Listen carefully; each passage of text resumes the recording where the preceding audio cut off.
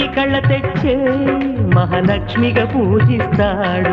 తన కంటికి వెలుగిచ్చే మణిదీపం నీవంటాడు. ఈ పుత్తడి బొమ్మ మెత్తని పాదం మోపిన ప్రతి చోట నిధి నిక్షేపాలు నిద్దురలేచి ఎదురొచ్చేనంట. కళ్ళలో ఇలలో ఏ కన్నికి ఇలాంటి పతిరాడనిపించి వరుణ్ణి వరముగా ఇవ్వండి.